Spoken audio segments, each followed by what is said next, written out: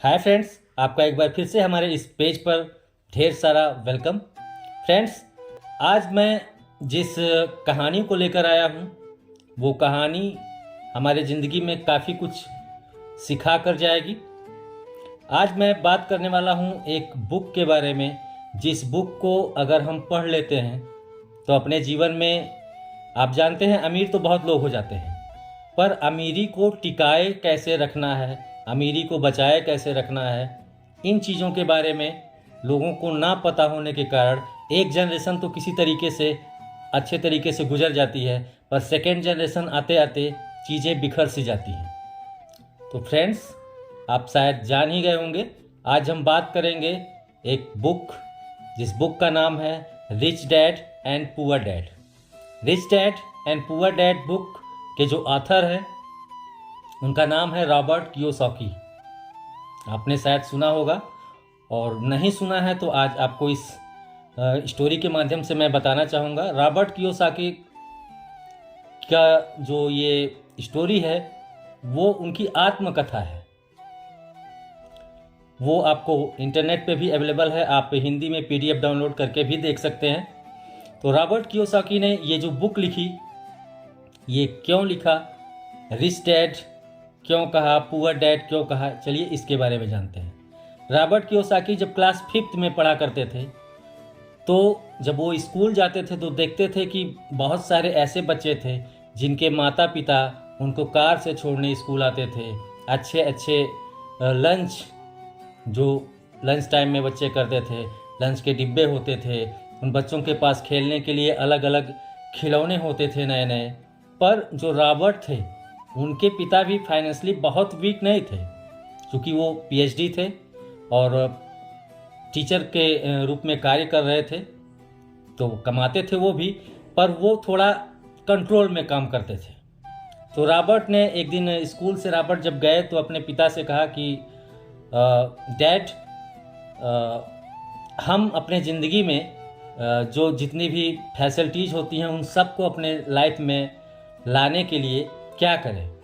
तो उनके पिता ने बस एक शब्द कहा, यूज योर माइंड, अपने दिमाग का इस्तेमाल करो।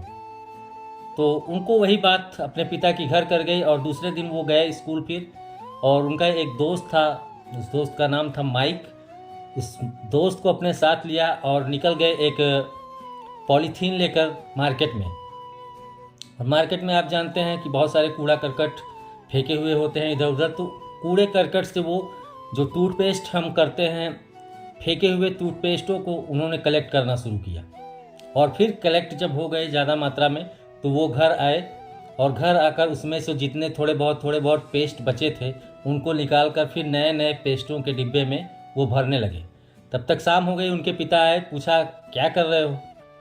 तो रॉबर्ट ने कहा अपने पिता से कि अपना माइंड यूज कर रहा हूँ, क्योंकि आपने नहीं कहा था कि यूज योर माइंड। तो उनके पिता ने कहा कि दिस इज़ इनलीगल, ये अच्छा नहीं है, इससे आप किसी का नुकसान कर रहे हो, इसके लिए आपको सज़ा भी मिल सकती है। तो फिर उनका मन टूट गया, और दूसरे दिन फिर अपने फ्रेंड्स माइक के साथ उसके घर पर गए। तो उसके पिता काफ़ी रिच थे, जबकि वो केवल क्लास 8 तक की ही पढ़ाई उन्होंने की थी, लेकिन वो काफ़ी रिच थे। तो उन्होंने बैठ के कैसे फाइनेंशियली हमें मजबूत होना है, कैसे पैसे को लगाकर फिर पैसे से पैसे को कमाना है, वो सारी चीज़ें बताने लगे। क्योंकि वो भी रॉबर्ट के पिता के काफ़ी अच्छे दोस्त थे, वो भी चाहते थे कि रॉबर्ट अपने जीवन में कुछ करे। धीरे धीरे उसको बताने लगे कि किस तरीके से हम फाइनेंशियली स्टेबल हो सकते हैं, किस तरीके से फाइनेंशियली हम मेंटेन कर सकते हैं अपनी लाइफ को। तो फिर धीरे धीरे ऐसे साल गुजरते गए, रॉबर्ट ने काफ़ी कुछ सीख लिया अपने फ्रेंड माइक के पिता से।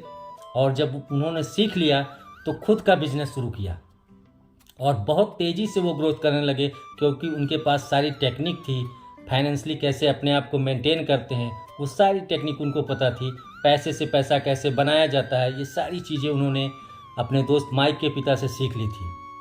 और बाद में उन्होंने एक बुक लिखने के बारे में सोचा, जो उनकी ही आत्मकथा थी, rich dad and poor dad. उन्होंने उस बुक में रिच डैड अपने दोस्त माइक के पिता को कहा, और पुअर डैड अपने पिता को कहा। ऐसा क्यों कहा? क्योंकि एक व्यक्ति है कि जो केवल क्लास 8 तक योग्यता रखता है, एबिलिटी रखता है, वो अपने आप को हर चीज़ फाइनेंशली हर चीज़ रिकवर करने के लिए तैयार है, किसी भी चीज़ के लिए अपने बच्चे को ना नहीं करता।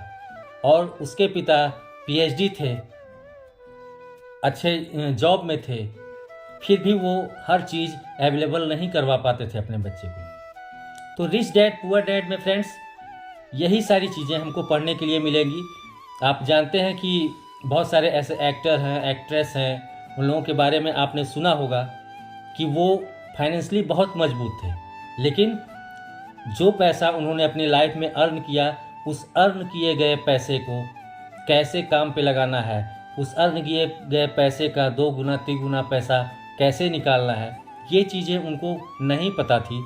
इसलिए आज बहुत सारे ऐसे बिलेनियर एक्टर्स हैं, क्रिकेटर हैं, जो कि उनकी स्थिति आज बहुत ही ख़राब हो चुकी है।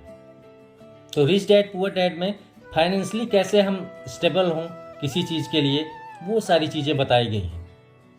तो आशा है कि आपको ये कहानी बहुत अच्छी लगी होगी, और अगर पूरी कहानी के बारे में जानना है तो आप इंटरनेट पे सर्च करके रिच डैड पुअर डैड के बारे में पढ़ सकते हैं।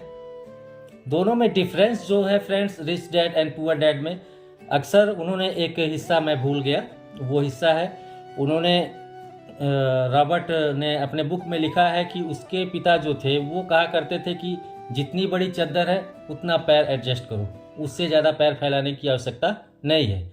लेकिन माइक के पिता जो थे वो उनका कहना था कि जब हम अपने ब्रेन को किसी चीज़ पे लगाते हैं, किसी काम पे लगाते हैं, तब ही हमारा ब्रेन काम करना शुरू करता है। आप जानते हैं कि हर ह्यूमन का वेट ब्रेन का सेम होता है, सोचने की क्षमता सेम होती है। जो जितना ब्रेन को घिसेगा उसका ब्रेन उतना ही अच्छा काम करेगा। जैसे कोई चीज़ हमें लेनी है, मान लीजिए एक 4 व्हीलर लेना है, तो हमने ये सोच लिया कि मेरा पिता के पास इतना पैसा नहीं है, मैं छोटी मोटी नौकरी करता हूँ, मैं नहीं ले पाऊँगा, तो वो फिर वहीं पे हमारा दिमाग काम करना बंद कर देता है। लेकिन अगर हमने सोच लिया कि नहीं मैं ये करूँगा, मुझे ये करना है, तो फिर हमारा दिमाग वहाँ से कुछ आगे करने के बारे में सोचना शुरू करेगा। तो फ्रेंड्स, आशा है कि आज का ये हमारा जो मोटिवेशनल सीरीज़ था आपको काफ़ी पसंद आया होगा।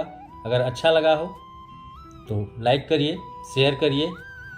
कल फिर मिलेंगे एक नई स्टोरी के साथ। तब तक के लिए आप सबको प्रणाम। Thank you. Have a nice day.